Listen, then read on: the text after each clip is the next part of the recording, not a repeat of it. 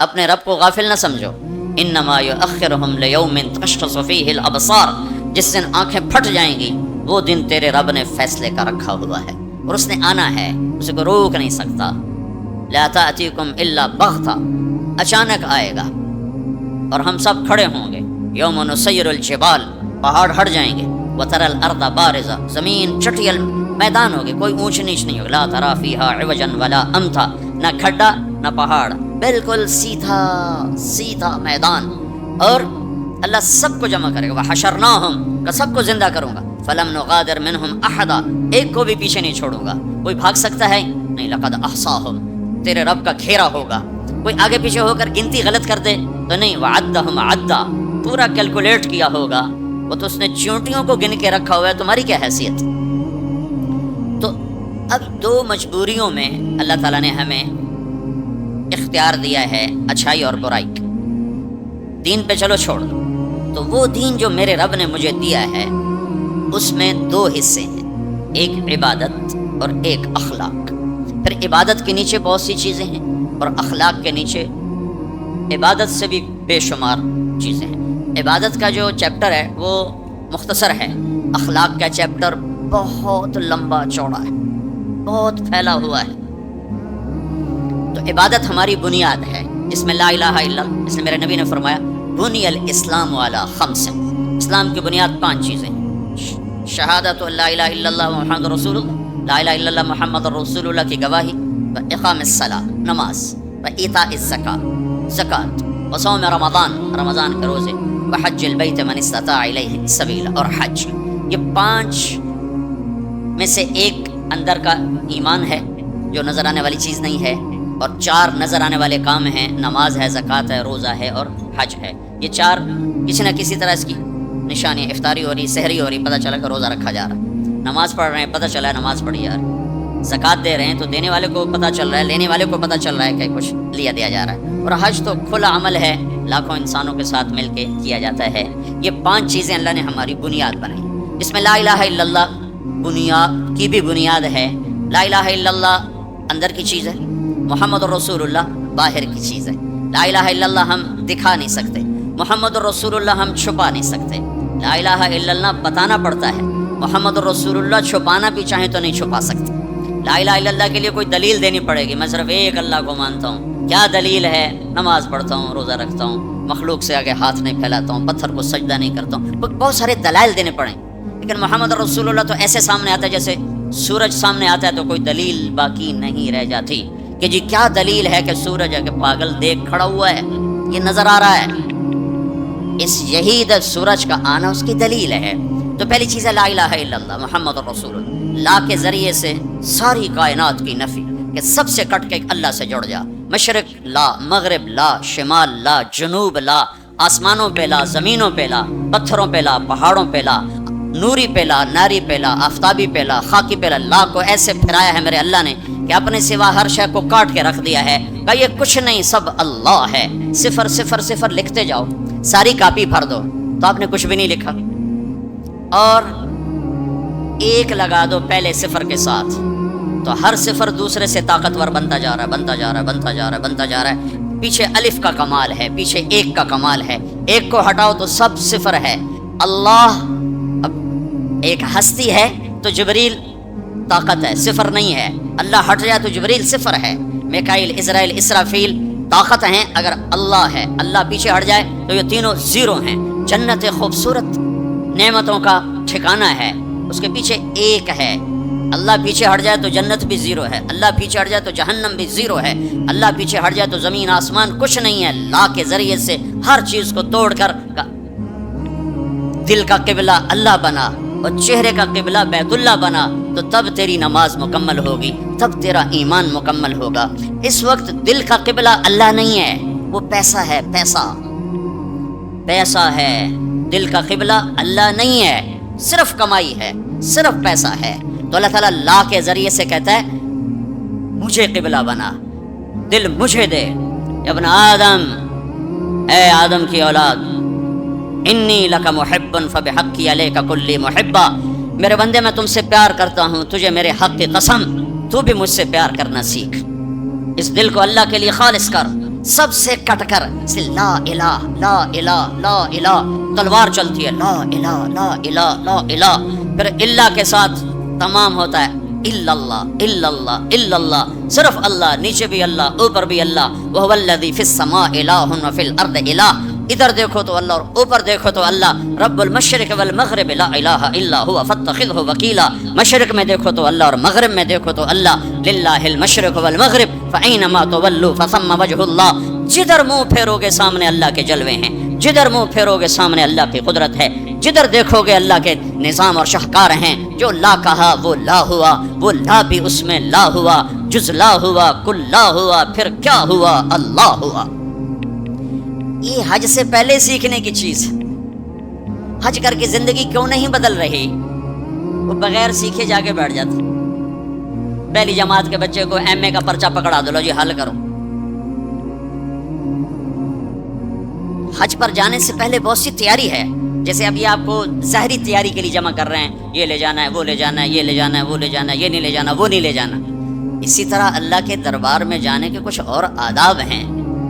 دربار شاہی میں جانا ہو تو اس کے آداب ہیں، وہ لا الہ الا اللہ سے شروع ہو رہے ہیں۔ لا الہ الا اللہ یہ اللہ کو دل میں اتارنے والا، محمد رسول اللہ یہ اس وجود میں ڈھلنے کی محنت۔ میں کہا کرتا ہوں لا الہ الا اللہ پاسپورٹ ہے اور محمد رسول اللہ ویزا ہے۔ لا الہ الا اللہ کے بغیر سفر نہیں ہو سکتا، محمد رسول اللہ کے بغیر انٹری نہیں ہو سکتی۔ ابھی میں 10-12 ملکوں کا سفر کر کے آ رہا ہوں، ہر جگہ پاسپورٹ، یہ جی ویزا، یہ جی جاؤ جی، پاسپورٹ دکھاؤ حاضر، ویزا بھی دکھاؤ، یہ جی اچھا جاؤ جی۔ تو لا الہ الا اللہ، اللہ نے آپ کو پاسپورٹ بنانے کی تکلیف نہیں دی، بنا کے دے دیا۔ ان سے پوچھو جو نئے مسلمان ہوتے ہیں۔ ایک دفعہ ہماری جماعت سوات میں تھی، تو ایک نوجوان اسٹریٹ لائٹ کے نیچے پڑ رہا تھا، تو ہمارے ایک ساتھی نے، پتہ تو لگتا نہیں شیو کیا ہوا ہے، مسلمان ہے ہندو ہے کون ہے کیا پتہ چلتا، تو اس نے اس کو دعوت دینی شروع کر دی۔ وہ سنتا رہا، پھر کہنے لگا، وہ ذرا ادھیڑ عمر تھے، کہا بابا جی آپ خوش قسمت ہیں، آپ مسلمان ہیں، مجھے پتہ ہے ہندو مذہب کوئی مذہب نہیں، پتھر کی پوجا ہے، لیکن اگر میں کلمہ پڑھتا ہوں تو مجھے 70 رشتے توڑنے پڑتے ہیں، اور آگے کوئی ایک مسلمان نہیں جو مجھے قبول کرے، مجھے قبول کرنے والا کوئی نہیں، اور جن 70 رشتوں کو توڑوں گا اس کا آگے مسلمانوں کے پاس متبادل کوئی نہیں۔ مجھے پتہ ہے ہمارا کوئی مذہب نہیں ہے، لیکن میں بندھا ہوا ہوں، تو ہم اللہ کا شکر ادا کریں۔ پاسپورٹ اس نے بنا کے دے دیا۔ اب کہتا ہے ویزا تو لگوا لو، یہ اتنا تو کرو کہ ویزا تو لگواؤ، کم از کم میرے نبی کے سانچے میں تو ڈھل کے آؤ۔ اشبہت اعدائی فصرت احبهم اذ کان حبی منک حبی منہم۔ ابو نواس ایک شاعر ہے، وہ اپنے محبوب سے کہہ رہا ہے کہ تو دشمن کے روپ میں آئی تو مجھے دشمنوں سے بھی پیار ہو گیا، تو نے میرے دشمن کا روپ دھارا تو مجھے دشمنوں سے بھی عشق ہو گیا، کہ تیری جھلک جہاں بھی ہوگی مجھے وہ پیاری لگے گی۔ تو یہ پہلا سبق ہے لا الہ الا اللہ محمد رسول اللہ۔ لا الہ الا اللہ اتنا اندر میں اترے کہ وہ بیج کی طرح اور گٹھلی کی طرح اپنی کومپل کو باہر نکالے، پھر وہ محمد رسول اللہ درخت بن کر پورے وجود پر چھائے اور پوری زندگی پر چھائے۔ تو یہ پہلی محنت۔ پھر اس کے بعد نماز ہے جو 5 وقت اللہ تعالیٰ نے فرض فرمائی، 50 دینی 5 تھیں، شروع 50 سے کیا۔ جب 5 ہی دینی ہے تو 5 سے شروع فرماتے، میرے حبیب 5 نمازیں 50، پتہ ہے نہ پڑھی جا سکتی ہیں نہ دینی ہیں، صرف اس کی عظمت اور اہمیت بٹھانے کے لیے کہ وما خلقت الجن والانس الا لیعبدون۔ اس آیت کو ذہن میں بٹھانے کے لیے کہ نماز تو دوں گا 5، لیکن مطالبہ ہوگا 24 گھنٹے میں وہ زندگی گزارو جو نماز والی ہے۔ جیسے نماز میں تم ادھر ادھر نہیں دیکھتے ہو، تو تم جب باہر جاؤ تو تمہاری آنکھ حرام نہ دیکھے، اور نماز میں تم ہاتھ ایسے باندھ کے کھڑے ہو تو نماز کے باہر تمہارے ہاتھ ظلم کے فیصلے نہ لکھیں، ظلم کے فیصلے نہ لکھیں۔ جب ترازو غلط چلتا ہے تو یہ ظلم کا ہاتھ استعمال ہوا ہے۔ جب تمہاری زبان صرف چند مخصوص بول سکتی ہے، ادھر ادھر کا بولے گی تو نماز ٹوٹ جائے گی۔ ایسے جب تو نماز کے باہر ہو تو ایسا بول نہ بولو جس سے لوگوں کے دل ٹوٹ جائیں، ایسا بول جس سے نماز ٹوٹے، اس سے آدمی بڑی احتیاط کرتا ہے، لیکن ایسا بول جس سے اگلوں کے دل ٹوٹتے نہیں، جل کے راکھ ہو جاتے ہیں، وہ صبح سے شام تک زبان۔ نماز، اور نماز اللہ نے 5 وقت مانگی. پھر اپنے حبیب پر تہجد فرض کی، قم اللیل الا قلیلا، میرے نبی باقیوں کے لیے نفل، آپ کے لیے فرض. رات کو میری آپ کی بات ہونی چاہیے. کیوں کہ ان لک فی النہار سبحا طویلا، آپ دن میں بہت مصروف رہتے ہیں دعوت تبلیغ کے کام میں، لہذا رات کا کچھ حصہ مجھے دیں جس میں میری اور آپ کی بات ہو. جس نے بھی اللہ کو پایا ہے رات کے آنسوؤں سے ہی پایا ہے. جس نے بھی اللہ کو ڈھونڈا ہے رات کے اندھیروں میں ڈھونڈا. عجب بات ہے، دنیا ڈھونڈنی ہو تو روشنی چاہیے، اللہ کو ڈھونڈنا ہو تو رات کا اندھیرا چاہیے. آپ 10% لوگ نماز پڑھتے ہیں، 90% نہیں پڑھتے. حج پہ جا کے بھی نہیں پڑھتے، عادت ہی نہیں پڑھی ہوئی تو حج کے جا پہ بھی نہیں پڑھتے. نماز. تیسری چیز ہے زکوٰۃ، جو اللہ نے مالدار پر فرض کی. اچھا ایک بیچ میں جب ہمارے نبی 50 نمازیں لے کر واپس چل پڑے، کوئی بات ہی نہیں کی. اچھا یا اللہ ٹھیک، تو میں نے پڑھا تو کہیں نہیں، لیکن مجھے لگتا ہے کہ اللہ تعالیٰ نے موسیٰ علیہ السلام کو آگے کھڑا کیا ہوگا کہ میرا نبی تو 50 لے کے چل پڑا، اسے واپس بھیجو. اس کی امت نے تب 5 کو نہیں پڑھنی، 50 کے تو پڑھن، اس کو میرے پاس واپس بھیجو.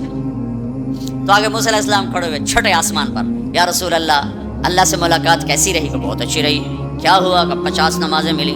کہ یا رسول اللہ میں آپ کی محنت کرتا ہوں، ایک کوئی نہیں پڑھیں گے، واپس جا کر تھوڑی کروائیں. پھر آپ واپس گئے سدرۃ المنتہا. تو اللہ نے کتنی کام کی؟ 5. چلو اللہ تعالیٰ 45 کٹھی اڑا دیتا. اچھا میرے حبیب 5، پھر واپس. پھر ہمارے نبی نے نہیں کہا یا اللہ بہت زیادہ ہیں، تسلیم و رضا، تسلیم و رضا. اللہم انی اسألک الرضا بعد القضاء.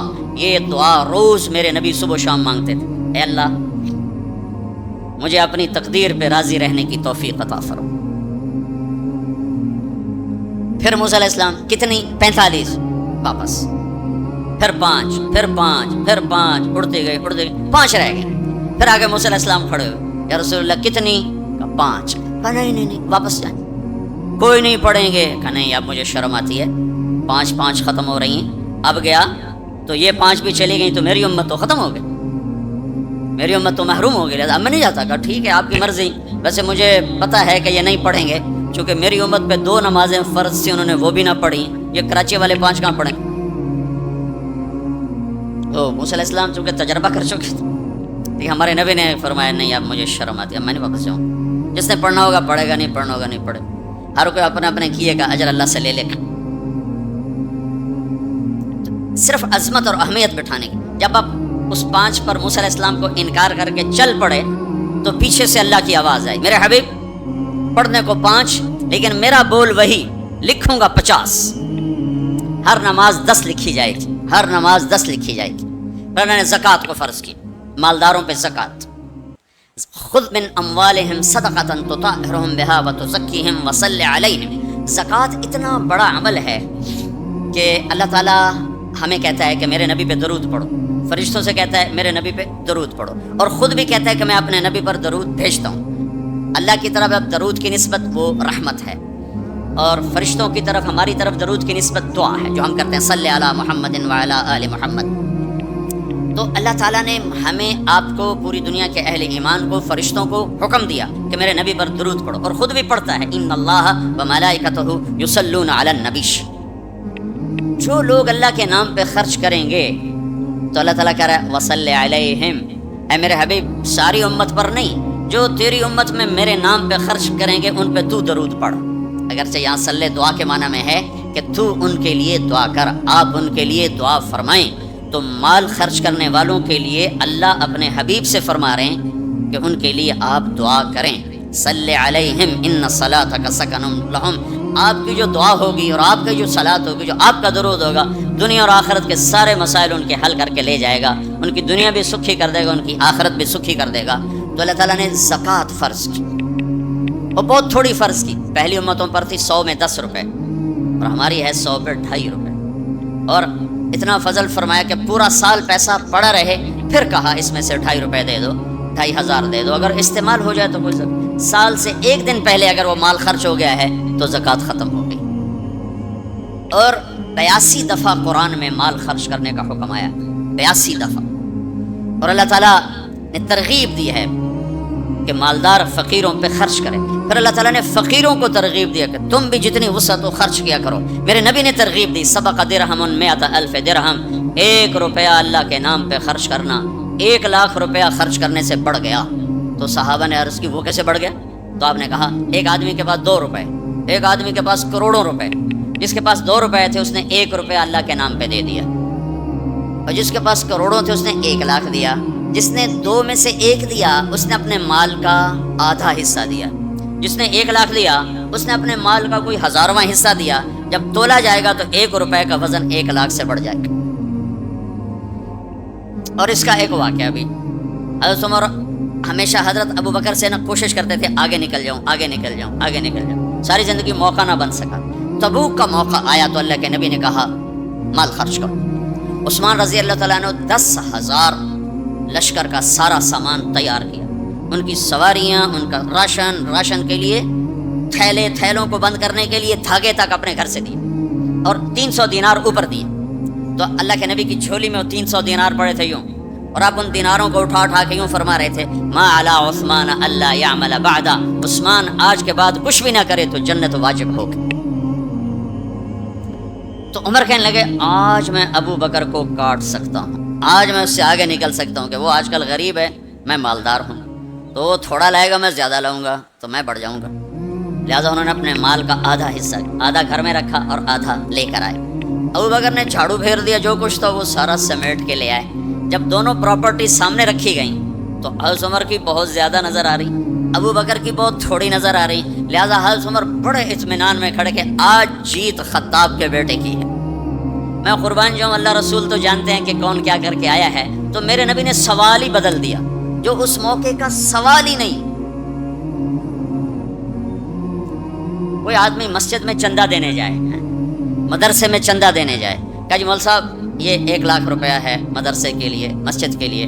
آگے مولوی صاحب کہیں پیچھے کتنے پڑے ہوئے ہیں تو کہے گا یہ بھی واپس کرو، میں تو تھوڑی نیت ہے جو کوئی چکر لگتا ہے کہ تسی ٹھیکیدار ہو مگر علی شاید ابھی پیچھے کتنے پے. یہ موقع کا سوال ہے ہی نہیں. مولوی صاحب کو چاہیے جی جزاک اللہ یہ لیجیے رسید، بسم اللہ، پھر بھی موقع آئے تو دیتے رہیں.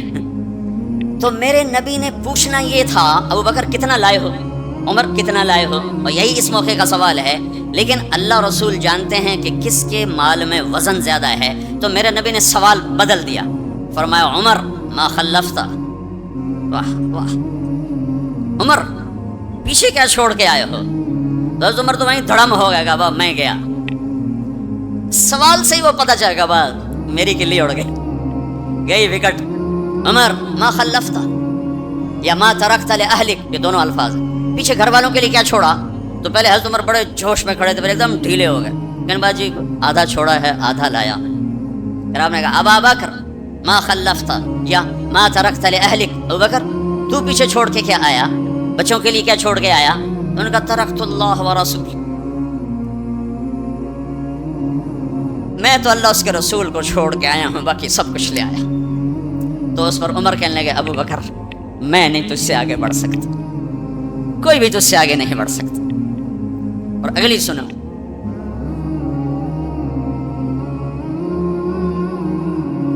اپنے کپڑے بھی دے دیے اور ایک ٹاٹ تھا وہ پہن کر اس کو کانٹوں سے سی لیا. تو جبریل آئے، کہنے لگے یا رسول اللہ، اللہ تعالیٰ پوچھ رہے ہیں کہ ابو بکر نے یہ ٹاٹ کیوں پہنا ہوا ہے؟ تو آپ نے کہا کہ ابو بکر نے سارا کچھ اللہ اس کے رسول پہ لگا دیا ہے اس لیے یہ پہنا ہوا ہے. تو کہا یا رسول اللہ، اللہ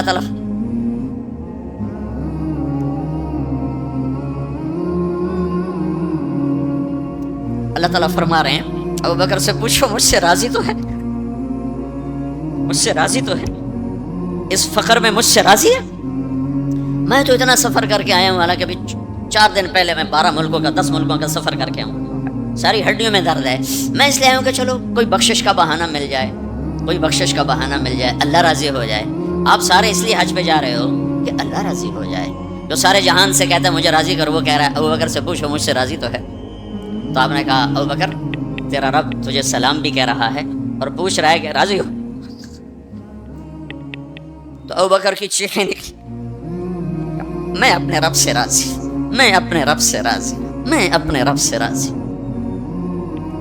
میرے بھائیو بہنوں، زندگی ایسے گزار کے مرو کہ اللہ کو ملو تو اللہ خوش ہو کے مل رہا، ایسے نہ مرو کہ اللہ کی بارگاہ میں پیش کیے جا رہے ہوں مجرم بن کر، قیدی بن کر۔ تو اللہ اس کے رسول نے مال لگانے پر زور دیا۔ اللہ چاہتا تو سب کو مال دے دیتا، کسی کو فقیر، کسی کو مالدار۔ مالدار کا شکر کا امتحان لیا، فقیر کے صبر کا امتحان لیا کہ اللہ فقیر کا صبر دیکھے گا، مالدار کا شکر دیکھے گا۔ اور جب مالدار لوگ زکوٰۃ نہیں دیتے تو پھر عزتیں نیلام ہوتی ہیں، جب سب کچھ اپنے اوپر لگانے کا ذوق بن جاتا ہے، اور اپنے ہی بڑے بڑے زیور، کپڑے، گھر، گاڑیاں۔ یہ بھی لاہور کا واقعہ ہے، بیگم صاحب ڈرائیور کے ساتھ گئی ہیں اور واپسی پہ کہہ رہی ہیں، اسلم ڈرائیور آج میری بڑی اچھی قسمت، وہ ساڑی میں نے لی تو میں سمجھ رہی تھی 1 لاکھ کی ہے، وہ تو مجھے 75,000 میں مل گئی، بڑی سستی مل گئی۔ خوش ہو کے ڈرائیور کو بتا رہی۔ تیسرے دن ڈرائیور کے بیٹے کا بازو ٹوٹ گیا، وہ آ کر کہتا ہے صاحب جی میری تنخواہ میں تو اس کا علاج ہو نہیں سکتا، تو مہربانی کر کے کچھ میری مدد کر دیں، اس کا علاج ہو جائے۔ تو صاحب کہتے ہیں اسلم تمہیں پتہ تو آج کل کاروبار بڑا مندہ ہے، تو میرے پاس تو گنجائش نہیں، میرا ایک ڈاکٹر دوست ہے، میں اسے فون کر دیتا ہوں، وہ تمہاری مدد کر دے گا۔ جب اس طرح ہوتا ہے تو پھر ڈاکے، چوریاں، قتل و غارت شروع ہوتے ہیں۔ جب اس طرح ہوتا ہے تو مالداروں میں تکبر پیدا ہوتا ہے اور غریبوں میں ظلم پیدا ہوتا ہے۔ تو زکوٰۃ ایک بہت بڑا عمل ہے،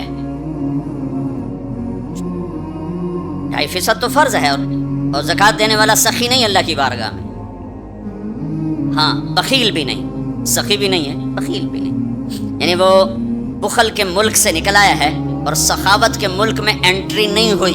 2.5 روپے پہ 1 پیسہ بھی اوپر خرچ کرے گا تو اب سخیوں میں آ گیا، پھر جتنا بڑھتا جائے گا اتنا آگے بڑھتا جائے گا۔ اور اللہ نے فرمایا مجھے میری عزت کی قسم جنت الفردوس میں بخیل داخل نہیں ہو سکتا۔ اور اللہ شیطان کہتا ہے کہ مجھے عبادت والے، عبادت گزار بخیل سے کبھی ڈر نہیں لگا کہ اس کا بخل اسے ضرور جہنم میں پھینکے گا۔ نافرمان سخی سے ہر وقت ڈرتا رہتا ہوں کہ اس کی سخاوت کب اسے جنت میں پہنچا دے۔ آپ نے سامری کا نام تو سنا ہوا ہے، قرآن میں بھی ہے، جس نے موسیٰ علیہ السلام کی قوم کو گائے کے بچے کی پوجا پہ لگا دیا، بچڑے کی۔ اللہ نے کہا سب کو قتل کرو، سارے پکڑے گئے، قتل کیے گئے۔ سامری بھی آ گیا، موسیٰ علیہ السلام نے کہا قتل کرو، جبریل آ گیا، موسیٰ اللہ تعالیٰ کہہ رہے ہیں اسے قتل نہ کرو، یہ اپنی موت آپ مرے گا۔ تو موسیٰ علیہ السلام کہنے لگے جو سارے کفر کا سبب بنا، اسی کو چھوڑ رہے ہیں؟ تو اللہ تعالیٰ نے کہا سخی ہے، سخی کو قتل کرنا مجھے اچھا نہیں لگتا، چھوڑ دو، اپنی موت آپ مر جائے گا۔ کافر کو سخاوت قتل سے بچا گئی، جب ایمان والا کوئی مرد عورت سخی ہوگا تو اللہ کی بارگاہ میں کیسے اونچے مرتبے لے کر جائے۔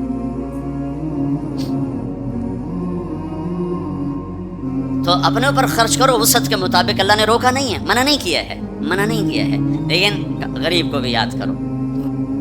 زکوٰۃ کو فرض قرار دیا اور آپ نے فرمایا جس نے مزدور سے کام لیا اور اس کو مزدوری نہ دی، یہ تمہارے کراچی میں ہر وقت ہو رہا ہے، ہر جگہ ہو رہا ہے، جتنا بڑا کوئی طاقتور ہے اتنا وہ اپنے نوکروں پر ظالم بھی ہے، جابر بھی ہے، اور ان کے حقوق بھی مارتا ہے، جو فریاد ہی نہیں کر سکتا۔ میرا پنجاب کا زمیندارہ ماحول سارا ایسا ہی۔ تو آپ نے فرمایا جس نے مزدور سے کام لیا اور اسے موقع پہ تنخواہ نہ دی اور اس کے پیسے مار لیے، تو اس مزدور کا قیامت کے دن میں وکیل بنوں گا، میں اس کا کیس لڑوں گا، اور جس کا کیس میرے نبی نے لے لیا پھر اگلا کوئی بچ کے جا سکتا ہے کہیں؟ اب مزدور کا پسینہ خشک ہونے سے پہلے اس کے ہاتھ میں پیسے پکڑا دو۔ مزدور سے فرمایا، یہ دونوں طرف کا خوبصورت، کیا متین خوبصورت ہے کہ جو اپنے نوکر کی، جو اپنے مالک کی نوکری بھی پوری دیانتداری سے کرے اور اللہ کی بندگی بھی دیانتداری سے کرے تو اسے ہر کام پہ دگنا اجر ملے گا، دگنا۔ یعنی میں 1 نماز پڑھتا ہوں، میری 10 ہیں، اس کی 20 ہوں گی۔ میں 1 روزہ رکھتا ہوں، میرا 1 ہے، اس کے 2 ہوں گے۔ میں 1 قرآن ختم کرتا ہوں، میرا 1 ہے، اس کے 2 ہوں گے۔ ایک طرف اپنے مالک کے ساتھ دیانتداری سے نوکری کر رہا ہے اور ایک طرف اپنے اللہ کے ساتھ دیانتداری سے بندگی کر رہا ہے، دگنا اجر ہو جائے گا۔ تو مال خرچ کرنا یہ تیسری بنیاد۔ چوتھی بنیاد ہے روزہ۔ لا الہ الا اللہ یہ کلمہ تعارف ہے، کلمہ معرفت ہے۔ نماز اس تعارف کو محبت میں بدلنے کا ذریعہ ہے۔ زکوٰۃ لا الہ الا اللہ یہ تعارف ہے، نماز یہ تعلق پیدا کرتی ہے، زکوٰۃ یہ محبت پیدا کرتی ہے، اور روزہ یہ عشق پیدا کرتا ہے۔ یہ یوں ترتیب چل رہی ہے، ایسے ایک دم حج پہ ہم چڑھ جاتے ہیں، یہ پچھلی سیڑھیاں طے نہیں کرتے، جیسے جاتے ہیں ویسے ہی واپس آ جاتے ہیں۔ تو لا الہ الا اللہ محمد رسول اللہ یہ تعارف کا کلمہ ہے، تعارف ہو رہا ہے، پہچان ہو رہی، جیسے میرا باپ کا ایک تعارف ہو رہا ہے، چہروں سے ہم پہچان رہے ہیں ایک دوسرے کو، کسی کو ہم نام سے پہچانیں گے، پھر ملتے رہیں گے تو تعلق بن جائے گا، ایک دوسرے پر خرچ کریں گے تو وہ محبت بن جائے گی۔ تو لا الہ الا اللہ محمد رسول اللہ یہ کلمہ معرفت ہے، پہچان۔ نماز اس معرفت کو تعلق میں بدلتی ہے، اور پھر زکوٰۃ اس تعلق کو محبت میں بدلتی ہے، پھر محبت کو آگے پروان چڑھا کے عشق تک پہنچانا ہے تو اس کے لیے بھوکا پیاسا رہنا اس کا لازمی امر ہے۔ تو اس کے لیے روزہ رکھا گیا کہ روزے رکھ، اللہ کے لیے بھوکا بھی رہے اور پیاسا بھی رہے۔ اب یہ بھوک اور پیاس مل کر اس کے اندر ایک عشق کی آگ لگاتی ہے، پھر یہ عشق مجبور کرتا ہے کہ محبوب کو دیکھوں تو صحیح، اس کا دیدار تو کروں، اور نہیں تو اس کے گھر کا دیدار کروں، کہیں تو نظر آئے، کہیں تو کوئی آثار دیکھوں۔ تو پھر اس کے لیے بلایا گیا کہ اب آؤ والہانہ عاشقانہ مجنونانہ، چونکہ جو عاشق ہوتا ہے وہ زیب و زینت سے بے نیاز ہوتا ہے، وہ تو دیوانوں کی طرح آتا ہے، لہٰذا کہا بھائی دیوانوں کی شکل بناؤ، ٹوپی اتار دو، خوشبو پھینک دو، کنگھی پھینک دو، کفن پہن لو، جوتا بھی ایسا ہو کہ صرف تمہیں گرمی سے بچائے، سردی سے بچائے، اور آؤ میرے گھر کی طرف۔ کراچی میں کہا تضرعا و خفیہ، مجھے یاد کرنا تو آہستہ آہستہ، شور نہ مچایا کرو۔ اور جب بیت اللہ میں بلایا قال عجب ثج، شور مچاتے ہوئے آؤ، کہ دیوانے شور مچاتے ہوئے پہچانے جاتے کہ دیوانہ ہے، بڑا سنجیدہ ہوتا ہے، بڑا عقل مند ہے، کہ نہیں وہاں عاشق بن کے جانا ہے، عاشق ہوں میں عشق کما میں۔ یہ میری زبان کی شاعری ہے، تمہیں مزہ آئے نہ آئے مجھے مزہ لینے دو۔ عاشق ہوں میں عشق کما میں، دل رکھیں وانگ پہاڑاں ہو، سائے سائے بدیاں ہزار غلام ہیں، کر جانے باغ بہاراں ہو، منصور جے چک سولی دیتے جڑے واقف کل اسراراں ہو، سجدیوں سر چائیں نبا ہو توڑے کافر کہن ہزاراں ہو، عاشق سوئی حقیقی جڑا قتل معشوق دے مننے، سر نو جوڑے تے مکھ نہ موڑے پمیں 100 تلواراں کھنے، سچا عشق حسین علی دبا ہو، سر دتے تے روز نہ بھنے۔ یہ حج ہے، یہ حج ہے۔ اب الحب ان یخفا وقد کم کتمتہ فاصبح عندی قد اناخ وطنبا۔ یہ ایک لڑکی بیت اللہ کا طواف کر رہی تھی اور یہ شعر پڑھ رہی تھی، اذا شد شوقی ہام قلبی بذکرہ ان رمت قربا من حبیبی تقربا۔ اور جنید بغدادی طواف کر رہے اور ان کے کانوں میں شعر پڑے، اور شعروں کا ظاہر بڑا جب ہے کہ میں نے تو محبت کو بہت جھٹکے دیے، بہت اپنے آپ کو بچایا، پر عشق نے میرے دل میں ڈیرے ڈال دیے اور خیمے گاڑ دیے، تنابیں کس دیں، مجھے کہیں کا نہ چھوڑا، مجھے کسی کا نہ چھوڑا، میں ایک ہی کی ہو کے رہ گئی۔ جب اس کا خیال آتا ہے تو میں پاگل ہو جاتی ہوں، جب وہ نظر آتا ہے تو میں ہوش میں آتی ہوں۔ تو وہ جنید بغدادی کہنے لگے وہ لڑکی بیت اللہ میں کیا کہہ رہی۔ تو اس نے دیکھا اور ہنس پڑی، لولا التقى لم احجر عن طيب الوطن۔ کیا سمجھے ہو، میری بات کو غلط سمجھے ہو، مجھے میرے رب کا عشق رات کے اندھیرے میں یہاں لایا، میں کسی اور کی بات نہیں کر رہی۔ تو کہنے لگی تم کس کا طواف کر رہے ہو؟ تو جنید کہنے لگے بیت اللہ کا۔ تو وہ زور سے ہنس پڑی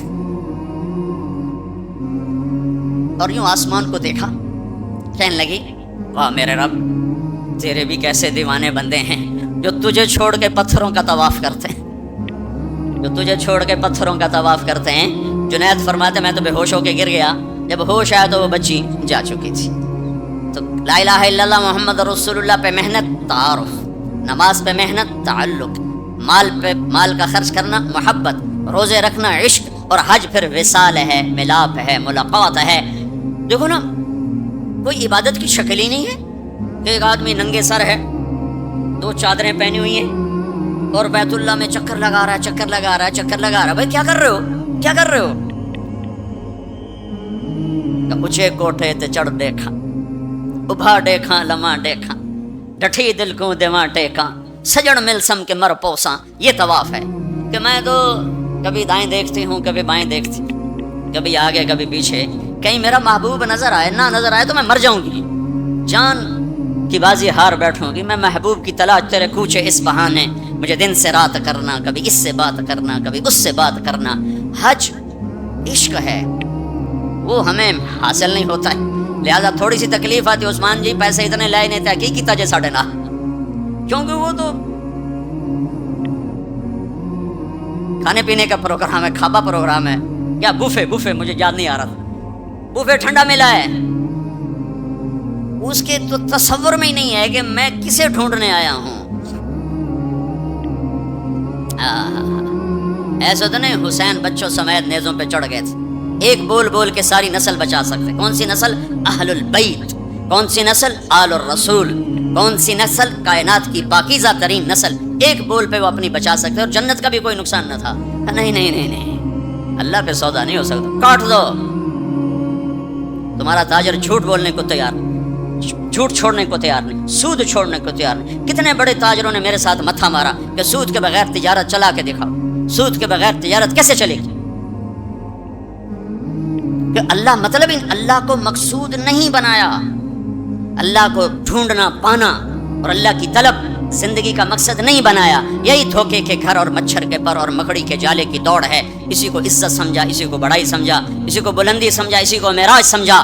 آج آنکھ بند ہوگی تو پتہ چلے گا کہ میں تو کسی بہت بڑے دھوکے کا شکار ہو کے آیا ہوں۔ اس لیے قیامت کا دن کو یوم التغابن بھی کہتے ہیں، تغابن کے نام پر سورت اتری ہے کہ اس دن لوگوں کو پتہ چلے گا ہائے ہائے دھوکے میں رہ گئے۔ ذالک یوم التغابن، یہ ہے جس دن دھوکا کھلے گا ہم تو دھوکے میں رہ گئے۔ تو بھائیو بہنوں، حج کا اصل موضوع سمجھو، اللہ کو پانا اور اللہ کے لیے جینا اور اللہ کے لیے مرنا اور اللہ پہ مٹ جانا، یہ حج کا مغز ہے، یہ حج کی روح ہے۔ باقی اس کے اعمال ہیں، کچھ سفر کی ضرورتیں ہیں، کچھ وہاں رہنے کی ضرورتیں ہیں، کچھ حج کے جو شرعی اعمال ہیں کچھ ان کی ضرورتیں ہیں، لیکن جو حج کی روح ہے وہ ہے اللہ کو ڈھونڈنا، قبلہ بدلنا، قبلہ یہ دل اللہ کو دینا۔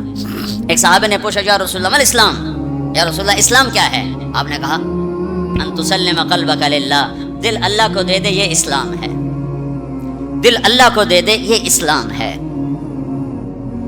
تو بھائیو بہنوں طے کر کے جاؤ کہ زندگی کو بدل کے واپس آنا۔ اتنے سال اپنی مرضی کے گزار لیے، تو اب اللہ سے مل کے آ رہے ہیں، تو اب باقی زندگی اس کی مرضی پہ گزار دیں گے۔ اتنا زمانہ اپنی مرضی پہ گزارا ہے، تو اب باقی جو وقت حج کے بعد گزرے گا وہ اللہ کی مرضی پہ گزاریں گے، کہ جو اللہ کہے گا وہ کریں گے، جس سے روکے گا اس سے روکیں گے، جو وہ فرمائے گا اس پر لبیک کہیں گے، جس سے ہٹائے گا اس سے پیچھے ہٹتے چلے جائیں گے۔ تو ہمیں اس کی روح حاصل ہو گئی۔ یہ عبادات ہیں، اور عبادات میں یہ سب سے عالی شان اللہ نے عبادت بنائی ہے الحج۔ اور ایک اور میں نے غور کیا، اللہ تعالیٰ نے نماز فرض کی تو فرمایا کہ ان الصلاۃ علی المؤمنین کتابا موقوتا، نماز ایمان والوں پر فرض ہے، اس میں اللہ کا نام کوئی نہیں ہے۔ کتب علیکم الصیام کما کتب علی الذین من قبلکم، تم پہ روزے فرض ہیں، اللہ کا نام اس میں کوئی نہیں ہے۔ من شہد منکم الشہر فلیصم، رمضان کا چاند دیکھو تو روزہ رکھو، اس میں اللہ کا نام کوئی نہیں ہے۔ لیکن جب اللہ نے حج کو فرض کیا تو میں وہ آیات دوبارہ پڑھ، ان الصلاۃ کانت علی المؤمنین کتابا موقوتا، نماز فرض۔ کتب علیکم الصیام کما کتب علی الذین من قبلکم، روزہ فرض۔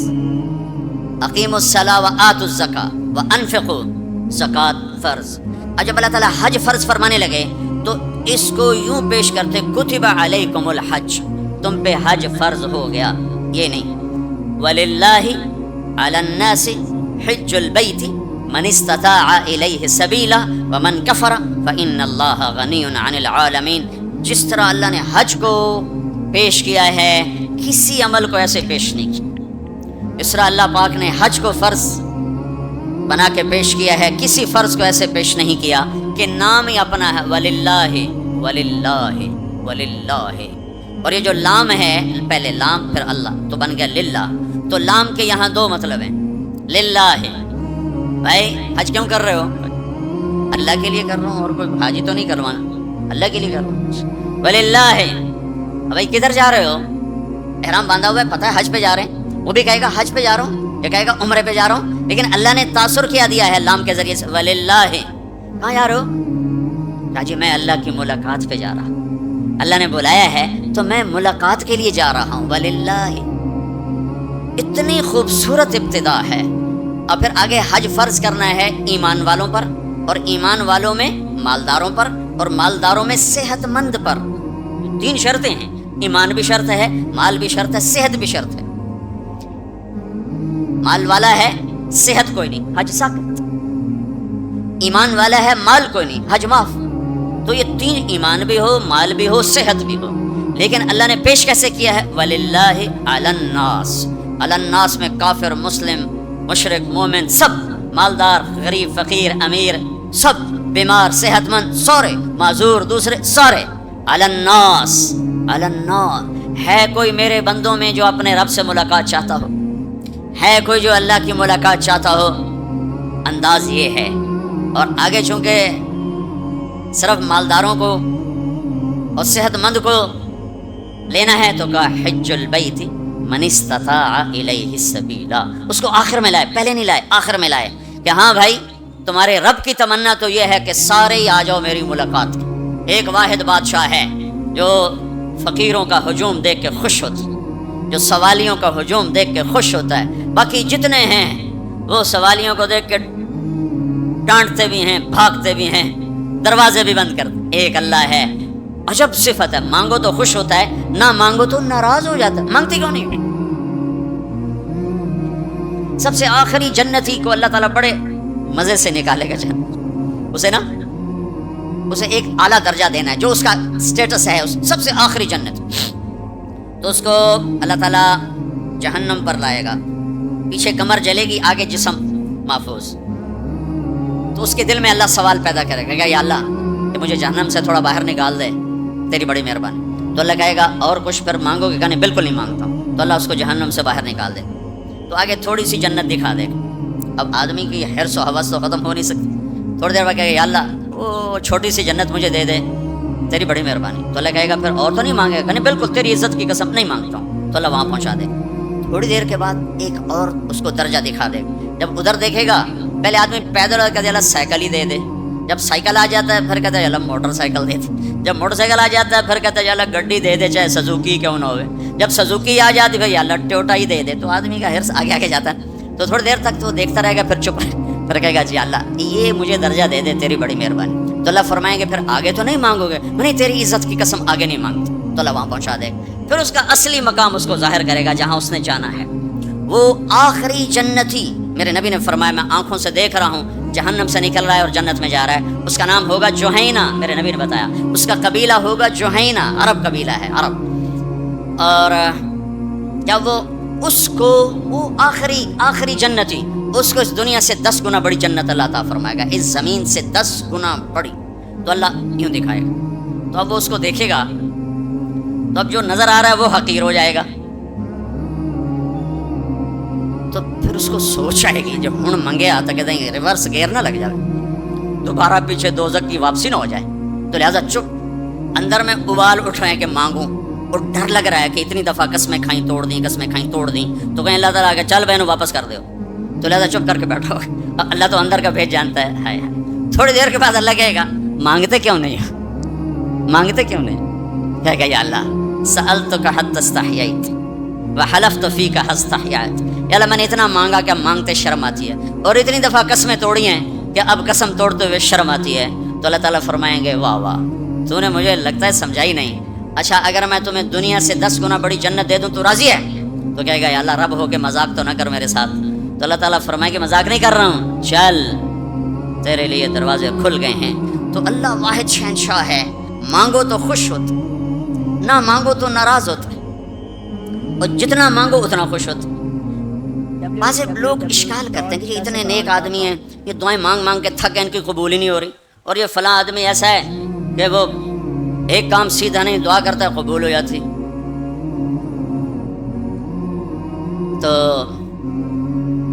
میرے نبی نے فرمایا کہ ایک اللہ کے تعلق والا بندہ یا بندی اپنی ضرورت میں اٹکا ہوا ہے اور اللہ سے مانگ رہا ہے اور رو رہا ہے، اوپر سے دروازہ نہیں کھل رہا ہے، کہتا پتہ نہیں کیا ناراضگی ہو گئی ہے. حتیٰ کہ فرشتے سفارش کرتے ہیں کہ یا اللہ یہ اتنے دیر سے بیچاری رو رہی ہے، یہ اتنے دیر سے رو رہا ہے، یا اللہ اس کا کام کر دے. تو اللہ تعالیٰ فرماتے ہیں احب ان اسمع حنینہ، مجھے اس کا رونا بڑا پیارا لگ رہا ہے، میں چاہتا ہوں کچھ اور رو لے، دے دیا تو پھر کیا رونا، لہٰذا میں چاہتا ہوں تھوڑا یہ رو لے، اس لیے لیٹ ہو رہا ہے، اس لیے لیٹ نہیں ہو رہا کہ میں ناراض ہوں۔ تو اللہ تعالیٰ کے مختلف اپنے بندوں کے ساتھ معاملات ہیں۔ تو حج میرے بھائیو بہن، وَلِلَّهِ عَلَى النَّاسِ حِجُّ الْبَيْتِ مَنِ اسْتَطَاعَ إِلَيْهِ سَبِيلًا، آؤ بھائی آؤ، اپنے رب کی ملاقات کے لیے آؤ، سارے آؤ، ایمان لے کر آؤ، کافر کلمہ پڑھ لو اور کلمے والے تیاری کر لو، پھر آگے نرمی کر دی، اچھا بھائی جو آ سکتا ہے وہ تو ضرور آئے۔ اس پیشکش میں اتنی محبت تھی کہ سننے والے کو یہ شک پڑ سکتا تھا کہ لگتا ہے اللہ کو ہمارے حج کی ضرورت پڑ گئی ہے، تو پھر ومن کفر، نہیں آؤ گے نا، یہاں کفر سے مراد کافر ہونا نہیں، ومن کفر، جو حج پہ نہیں آتا، فإن اللہ لغنی عن العالمین، تو مجھے صرف تمہاری نہیں، مجھے تو کل کائنات کی پرواہ کوئی نہیں، تم نہیں آؤ گے تو کیا ہو جائے گا۔ تو آخر میں اپنی ذات کو صاف کیا ہے اور شروع میں اپنی محبت کا اظہار کیا ہے۔ تو بھائی بہنوں یہ نیت کر کے جاؤ کہ واپس والی زندگی وہ نہیں ہوگی جو پہلے تھی، وہ نہیں ہوگی جو پہلے تھی۔ تو اللہ کی ملاقات اس طرح ہو کہ ماضی اور حال اور ہو جائیں اور مستقبل اور ہو جائے، تو گویا ہم اللہ کی بارگاہ میں اپنی مہر لگوا کے آ گئے۔ یہ اسلام کا عبادت کا پہلو ہے۔ یہ عبادت کا پہلو اس وقت مکمل ہوگا جب اس کے ساتھ اخلاق کا پہلو جڑے گا، وہ ہے لوگوں کے حقوق ادا کرنا۔ سب سے انشاءاللہ میں اللہ کے نبی کا خطبہ پڑھ کے سناؤں گا عرفات میں۔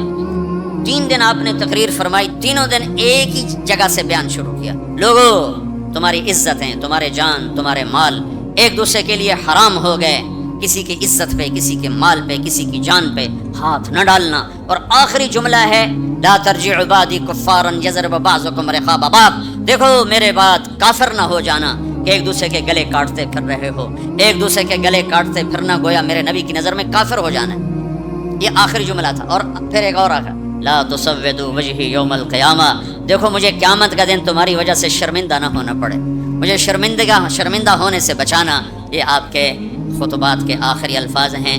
تو ایک تو اس کی تفصیل حج کیسے کرنا، وہ کتابیں موجود ہیں، سارے کچھ چھوٹے چھوٹے پمفلٹ موجود ہیں، آپ آسانی سے اس کو فالو کر سکتے ہیں۔ اور اگر اس میں کوئی اونچ نیچ ہو جاتی ہے تو مینا بکروں سے بھرا پڑا ہے، 1 بکرا دے دو، 2 دے دو، 4 دے دو، 5 دے دو، جتنے مرضی دے دو، ہو جائے گا۔ تو جب تم اتنے پیسے خرچ کر کے جا رہے ہو تو میرے نبی سے پوچھا گیا یا رسول اللہ سب سے بہترین حج کیا ہے؟ الحج والسج، سب سے بہترین حج ہے لبیک کہنا زور زور سے اور قربانی کرنا اپنی وسعت کے حساب سے، خون بہانا، قربانی کرنا۔ ہمارے نبی اگر اپنی طرف سے قربانی کرتے تو 1 بکرا ذبح کر دیتے، 1 دمبا ذبح کر دیتے، 1 مینڈا چھترا۔ ساری زندگی ہمارے نبی عید قربان پر 2 قربانیاں کرتے تھے، 2 چھترے، 1 اپنی طرف سے کرتے تھے اور 1 امت کی طرف سے کرتے تھے، ساری تو۔ لیکن جب آپ نے حج کیا تو آپ نے کتنی قربانیاں فرمائیں؟ آپ کی عمر مبارک 63 سال تھی، تو آپ اور حضرت علی کے اونٹ مشترکہ مل کر 100 تھے، 100۔ تو وہ 100 اونٹ میں سے آپ نے 63 اونٹ الگ کروا لیا، ہر سال کا 1 اونٹ، اور 1 اونٹ میں 7 قربانیاں ہوتی ہیں، 1 میں 7 ہوتی ہیں۔ پھر ان میں سے 5 کو الگ کیا، 5 میں سے 1 کو سامنے لایا گیا اور اس کو کھڑا کر کے آپ نے ذبح کیا، کھڑا کر اس کے یہاں یوں برچھا مارا۔ تو یہاں تو جانور ہو، بکرا ہو، اونٹ ہو، جب اس کو برچھا لگتا ہے تو وہ شور میں جاتا ہے، کرتا ہے۔ لیکن جب وہ اس اونٹ کو لگا نبی کے ہاتھ سے برچھا تو اس کی خوشی سے ہائے نکلی، اور پیچھے جو اونٹ کھڑے تھے ان میں جنگ شروع ہو گئی۔ ہر اونٹ رسی توڑ کے آگے بڑھ کے ذبح ہونے کی کوشش کر رہا تھا کہ کہیں میں پیچھے نہ رہ جاؤں، میں پہلے ذبح ہو جاؤں، میں پہلے ذبح۔ نہ شود نصیب دشمن کہ شود ہلاک تیغت، سر دوستاں سلامت کے تو خنجر آزمائی، اما آہوں آنے سہرا سر خود نہاد برکف با امید آن کے روزے بشکار خواہی آمد، کہ آج سارے جنگل کے ہرنوں کو انتظار ہے کہ آج ہمارا محبوب شکار کرنے آ رہا ہے، تو ہر ہرن گردن چکا کے کھڑا ہے کہ میں ذبح ہو جاؤں، میں ذبح ہو جاؤں، میں ذبح ہو جاؤں۔ تو یہ شعر میرے نبی پہ فٹ آتا ہے کہ سارے اونٹوں میں جنگ شروع ہو گئی اور ہر ایک کا زور تھا میں ذبح ہو جاؤں، میں ذبح ہو جاؤں۔ آپ نے 63 اونٹ ذبح فرمائے اور برشا پھینک دیا، اور اپنی بیویوں کا حصہ اس میں نہیں رکھا، بیویوں کے لیے الگ قربانی کی، بیویوں بیگمات کے لیے الگ قربانی کی، اور اپنے 63 اور 7 ہر اونٹ میں، اور پھر یہاں تک فرمایا کہ علی جو گوشت بنائے اس کو مزدوری گوشت میں سے نہیں دینی، میں الگ سے دوں گا، اس کا ہر ٹکڑا اللہ کے نام پہ جانا چاہیے، گوشت میں سے مزدوری بھی نہیں دی، الگ سے مزدوری دی۔ اور پھر فرمایا کہ آؤ بھائی جو لے جانا چاہتا ہے لے جائے۔ پھر فرمایا حضرت علی سے کہا ایک ایک بوٹی سارے اونٹوں سے لے لو اور ایک دیگ چڑھا دو، تو وہ ایک ایک بوٹی سارے اونٹوں سے لے کر دیگ چڑھائی، پھر آپ نے اس کے پکنے کا انتظار کیا، جب وہ تیار ہو گئی تو پھر آپ نے حضرت علی نے چند اور صحابہ نے مل کر اس کا گوشت کھایا، شوربہ پیا، اور پھر اس کے بعد آپ طواف زیارت کے لیے تشریف لے گئے۔ تو آپ مالدار لوگوں قربانی کرنا دل کھول کے، ماڑے ماڑے جانور نہ تلاش کرنا، بھائی سستا کڑا لبدا ہے، اللہ کے نام پہ لگانا، جھگی پھونک تماشا ویک ہماری پنجابی کی مثال ہے، لگا تو صحیح پھر دیکھ آتا کیسے ہے واپس۔ ایک صحابی ہیں ابو الدحداح، ایک آیت اتری من ذا الذی یقرض اللہ قرضا حسنا یضاعف له اضعافا کثیرا، تو وہ ایک انصاری صحابی نے آیت سنی، وہ بھاگے ابو الدحداح، ارے آج عجب آیت آئی ہے، کیا کہ اللہ کہہ رہا کوئی ہے مجھے قرضہ دے میں واپس کروں کئی گنا کر کے، تو ابو الدحداح آئے دوڑے یا رسول اللہ کیا اللہ نے یہ کہا ہے کہ مجھے قرضہ دو میں واپس کروں؟ کہا یا رسول اللہ اللہ کو کیا ضرورت قرضہ مانگنے کی، کہ اللہ چاہتا ہے اس کے بدلے اللہ تمہیں جنت دے۔ کہا اچھا اگر میں اللہ کے نام پہ دوں تو آپ وعدہ کرتے ہیں میری جنت کا؟ ہاں وعدہ۔ کہ میری بیوی کی جنت کا؟ کہاں وعدہ۔ کہ میرے بچوں کی جنت کا؟ کہا ابو دہدا تو زیادہ ہی مانگتا جا رہا ہے، پر تیرے بچوں کا بھی؟ کہا یا رسول اللہ ہاتھ بڑھائیں، میرے 2 باغ ہیں دونوں اللہ کے نام پہ صدقہ۔ ہم کہا نہیں ایک دے دو، ایک رکھ لو، ایک بچوں کے لیے رکھو، ایک اللہ کے نام پہ دو۔ اچھا پھر میرا وہ باغ جس میں 600 کھجوریں ہیں وہ میں نے اللہ کو دے دیا۔ ہم کہا ٹھیک ہے جا تو تیرے بچے تیری بیوی جاؤ جنت۔ انہوں نے وہاں سے دوڑ لگائی اور باغ میں نہیں گئے، باہر کھڑے ہو گئے کہ کہیں اندر جا کے نیت نہ بدل جائے، جیسے یعنی لوگ سودے سے پھرتے ہیں، دوڑم سارے لٹو بنے ہوئے، 4 پیسے اوپر گیا سودے سے پھر گئے، 4 پیسے نیچے گیا سودے سے پھر گئے، جیسے ایمان اور زبان کا بول کوئی چیز ہی نہیں۔ پیسہ ہی خدا بناؤں میں، پیسے کے پیچھے ہی ایمان بھی بک رہا ہے، عزت بھی بک رہی ہے، غیرت بھی بک رہی ہے۔ میرے نبی نے فرمایا میرا امتی ہر گناہ کر سکتا ہے، ایک جھوٹ نہیں بول سکتا، ایک دھوکہ نہیں دے سکتا۔ سارا کراچی جھوٹ اور دھوکے کا، کراچی نہیں میرا ملتان لے لو، لاہور، سندھ، بلوچستان لے لو، سرحد لے لو، جھوٹ جھوٹ جھوٹ، دھوکہ دھوکہ دھوکہ۔ میرا امتی ہر گناہ کر سکتا ہے، جھوٹ نہیں بول سکتا، دھوکہ نہیں دے سکتا۔ ساری تجارت سارا سب کچھ اس پہ آ چکا۔ تو آپ باہر کھڑے ہو گئے، کہنے گئے امت دہدا بیوی کو بلایا، کہا کیا ہوا؟ کہا باہر آؤ باہر آؤ باہر آؤ۔ کیوں؟ کہا باغ اللہ کو دے دیا۔ اچھا اس کے بدلے میں تیری میری بچوں کی جنت پکی ہو گئی۔ ان کا ربح البیع ربح البیع، مبارک ہو مبارک ہو، بڑا اچھا سودا کیا، بڑا اچھا سودا کیا، بڑا اچھا سودا کیا۔ تو بھائیو گن گن کے رکھنے کے شوق نہ کرو، لگانے کا شوق رکھو، اپنے اوپر بھی لگاؤ، اللہ روکتا نہیں۔ کماؤ حلال، حرام نہ ہو، جھوٹ نہ ہو، سود نہ ہو، خیانت نہ ہو، جوا نہ ہو، سٹا نہ ہو، ذخیرہ اندوزی نہ ہو۔ تم سارے تاجر کراچی کے نہیں پورے پاکستان کے تاجر عبد الرحمن بن عوف کی جیب میں آ جاؤ، جیب میں عبد الرحمن بن عوف رضی اللہ عنہ جو 10 بڑے صحابہ میں ایک، آپ نے کہا ابو بکر جنتی، عمر جنتی، عثمان جنتی، علی جنتی، زبیر جنتی، طلحہ جنتی، سعد بن ابی وقاص جنتی، عبد الرحمن بن عوف جنتی، عبد الرحمن بن عوف، ابو عبیدہ بن جراح جنتی، سعید بن زید جنتی۔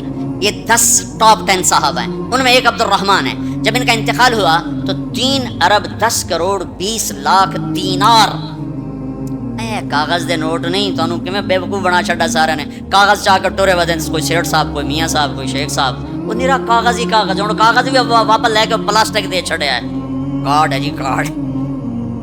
مطلب ہم کیسے بدھو بنے، کیسے بدھو بنے؟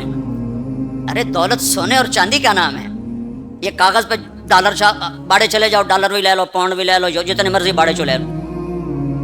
تمہیں بے وقوف بنایا ہے دنیا کے بنیوں نے، تمہیں کاغذ پکڑا دیے، تم سے جائیدادیں لے لی، اور پھر کاغذ بھی واپس لے کر تمہیں کارڈ پکڑا دیے۔ وہ فن لینڈ سے واپسی ہو رہی تھی تو وہ ہمیں بڑا کمرہ چاہیے تھا، وہ کمرہ چھوٹا تھا، وہ کروز تھا، یہ جو بڑے بڑے بحری جہاز چلتے، تو ہمیں کمرہ چھوٹا ملا۔ تو میں نے کہا یار کوئی بڑا کمرہ، تو ہماری جماعت بڑی ہے تو کوئی بیٹھنے کی ہو، کوئی سونے کی ہو، تو ہم وہاں گئے کاؤنٹر پر، تو اس نے کہا جی آپ 2500 کراؤن دے دیں تو ہم آپ کو کمرہ دے دیتے۔ ہم نے کہا لے لو۔ کہا نہیں ہم پیسے نہیں لیتے۔ کیا لیتے ہیں؟ کارڈ۔ وہ کہا بھائی پیسے تو زیادہ، نہیں کارڈ لیں گے. اب ہمارے تو پاس کارڈ نہیں تھے, تو سویڈن کا ایک ساتھی ہمارے ساتھ تھا, تو اس نے اپنا کارڈ دیا, تو انہوں نے وہ اس کو کراس کیا, تو اس میں انہوں نے ہمیں بڑا کمرہ دے دیا. تو تمہیں تو پاگل بنا گیا بنیا, دنیا کا سب سے بڑا بنیا, تمہیں کاغذ دے کے تمہیں سیٹ صاحب بنا دیا, شیخ صاحب بنا دیا, پتہ نہیں کیا کچھ بنا دی. اور عبد الرحمن جو چھوڑ کے مر رہے ہیں وہ کاغذ نہیں 3 ارب 10 کروڑ 20 لاکھ دینار. ایک دینار 4.5 ماشے کا ہوتا تھا, اور ایک ماشا میں نے سنار سے پوچھا کتنے کا ہوتا ہے, انہوں نے کہا 5,000 روپے کا ماشا چل رہا ہے. اب اس کو تم ضرب تقسیم کر کے دیکھ لو کہ عبد الرحمن کتنا چھوڑ کے دنیا سے تشریف لے گئے تھے. ہم نے کہا عبد الرحمن تاجر الرحمن, عبد الرحمن یہ رحمان کا تاجر ہے, رحمان کا تاجر ہے. اتنی بڑی تجارت کی کا میری تجارت کے 4 اصول تھے. آپ میں تاجر بھی ہوں گے بڑے بڑے, میری تجارت کے 4 اصول رہے. کبھی ادھار نہیں خریدا, نمبر 1. تمہاری ساری مارکیٹ نکل گئی, اس پہلی شرط ہی ساری مارکیٹ آؤٹ ہو گئی. کبھی ادھار نہیں بیچا, جڑے 2-4 رہ گئے وہ بھی بچوں نکل گئے. کبھی ادھار نہیں خریدا, کبھی ادھار نہیں بیچا. جس نے ادھار خریدا بھی ہو اور ادھار بیچا بھی ہو, ان کا دی رات نہیں دا سکتا. لین والے سر تے چڑھے ہوں, دیون والے لکے ہوئے ہیں, کدے جاوے. نہ بیوی اچھی لگے نہ بچے اچھے لگے. تو جس نے نقد خریدا نقد بیچا تو آرام نال ستا بوجھے پیسے بوجھے چین کسی کو نہ لونا نہ دیونا. تو میں نے کبھی ادھار نہیں خریدا, میں نے کبھی ادھار نہیں بیچا, میں نے کبھی اسٹاک نہیں کیا. میں نے زندگی بھر کبھی اسٹاک نہیں کیا کہ پڑ جائے پروفٹ تو پھر بیچوں, جب پروفٹ ملا فوراً بیچ دیا. میں نے کبھی سودے کا عیب نہیں چھپایا, میں نے کبھی سودے کا عیب نہیں چھپایا.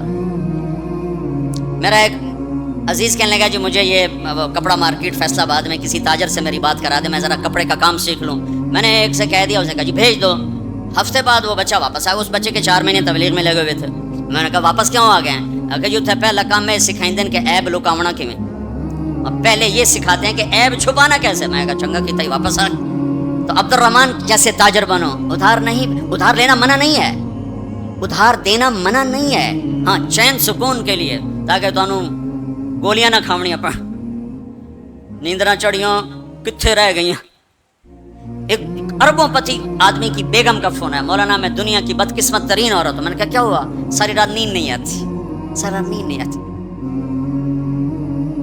اپنی تجارت میں کسی کا حق نہ مارو, کسی سے جھوٹ نہ بولو, وعدہ کر کے زبان سے نہ پھرو, وعدہ کر کے زبان سے نہ پھرو. اپنے سودے میں کو ہیرا پھیری نہ کرو. اس میں کچھ مسئلہ تو بتاؤ. یہ ایک تاجر میرا یہ بیان سن رہا تھا, یہ گاڑیوں کا, پشاور کا تھا, بیان کہیں اور ہو رہا تھا. ہماری جماعت گئی پشاور, تو اس کا سب سے بڑا شو روم ہے پشاور. تو مجھے لے گیا, تو ایک گاڑی کھڑی تھی ٹویوٹا. کہنے لگا مولانا یہ گاڑی آپ کی وجہ سے 1 سال ہوا ہے نہیں بکی, میری وجہ سے. میں تو آج پہلی بار آیا. کہا آپ کا بیان سنا تھا کہ سودے کا عیب بتاؤ.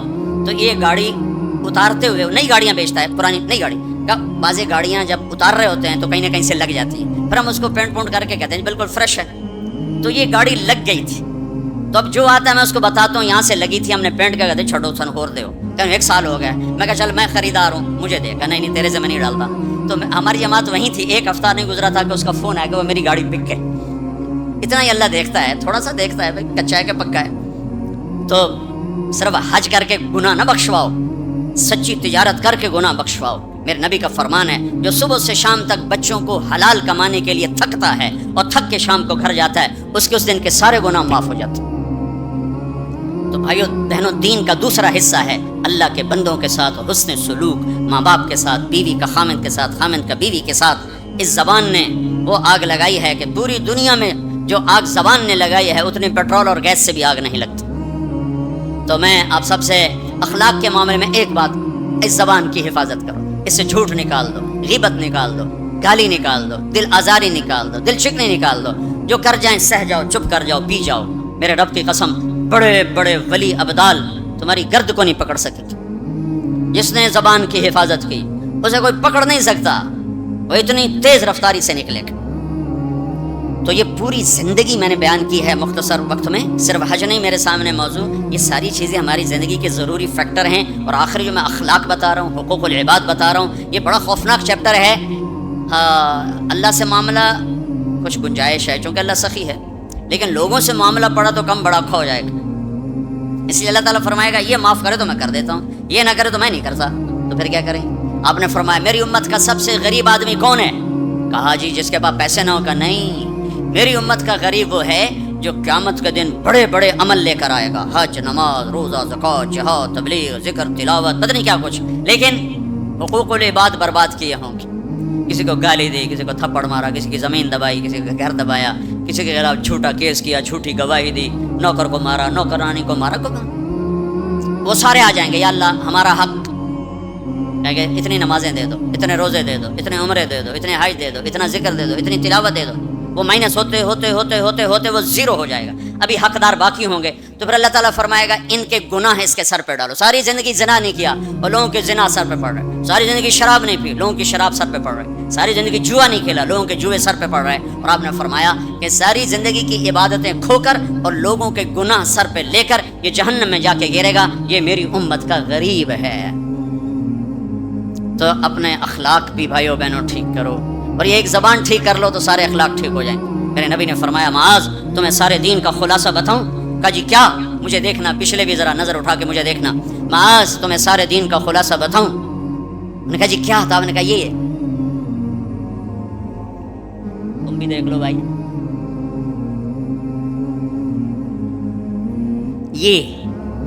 یہ قابو میں ہے, سارا دین میرے ہاتھ میں ہے. یہ قابو میں نہیں ہے تو ہر شے ہاتھ سے جا رہی ہے, جا رہی ہے, جا رہی ہے, جا رہی ہے. لہذا سہنا سیکھو, سہنا سیکھو.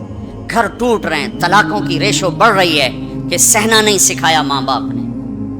سہ جانا, ہیرا کوئلہ ہی تو ہوتا ہے, وہ ہیرا کیسے بن جاتا ہے؟ وہ سہتے سہتے سہتے سہتے جب حد کر دیتا ہے تو اللہ اسے ہیرا بنا کے ماتھے کا زیور بنا دیتا. تو سہنا سیکھو, برداشت کرنا سیکھو. اپنے بچوں کو سکھاؤ, خاص طور پر بیٹیوں کو سکھاؤ کہ ہمارا سسرال 100% ظالم معاشرہ ہے. میں بڑے درد سے بات کہہ رہا ہوں کہ چاہے وہ دیندار لوگ ہیں چاہے دنیا دار لوگ ہیں, سسرال کا ظلم ایک عجب داستان. لوگ پتہ خوری کو, ہاں پتہ خوری ظلم ہے, اور ڈاکہ ظلم ہے, قتل ظلم ہے, یہ جو ظاہری ظلم نظر آتے ہیں. ایک ظلم وہ ہے جو میں سنتا ہوں, جب کوئی آدمی دین میں شہرت کر لیتا تو پھر لوگوں اپنے مسائل, حضرت یہ ہو گیا کوئی بتا دیں, حضرت یہ ہو گیا کوئی بتا دیں. تو بچیوں کے آنسو اور ان کی ہچکیاں سن سن میرا تو کلیجہ ہی جل کے رہ گیا کہ جو سسرال میں ظلم ہو رہا ہے اسے کہاں سے تولو گے. ایک عورت جب ماں ہوتی ہے تو ایک سراپا رحمت ہوتی ہے, وہی عورت جب ساس بنتی ہے تو سر سے لے کر پاؤں تک وہ ایک آگ بن جاتی ہے, پتہ نہیں کیوں. تو اپنی بچیوں کو صبر سکھاؤ, یہ بھی سکھاؤ کہ بیٹی بس زبان بند رکھنا, سہ جانا, نہ کر لبوں کو سی, عشق ہے دل لگی نہیں, سینے پہ تیر کھائے جا, آگے قدم بڑھائے جا. آگے بڑھنے کا راستہ ہے, زبان سی لو, لب سی لو, زبان تالو سے لگا لو اور لوگوں کے سہتے جاؤ, سہتے جاؤ. میرے رب کی عزت کی قسم, عزتیں تمہارے غلام بن کر آئیں گی. اللہ کی رضا کا تاج تمہارے سر پہ سجایا جائے گا. عزت کے سہرے اللہ کا نبی تمہارے گلے میں ڈالے, تمہارے ماتھے کو روشن کیا جائے گا. سہنا سیکھو, سہنا سیکھو. بھائی بھائی سے ٹوٹا, میاں بیوی میں لڑائی, خامند بیوی کی برداشت نہیں کرتا, بیوی خامند کی برداشت نہیں کرتا, ماں باپ اولاد کی نہیں برداشت کرتا, اولاد ماں باپ کی نہیں برداشت کرتا. سہنا سیکھو. ہمارا سارا معاشرہ اس ایک میرے نبی کی سنت پہ عمل کر لے, برداشت کر لے, زندگی خوشحال ہو جائے گی, روشن ہو جائے گی.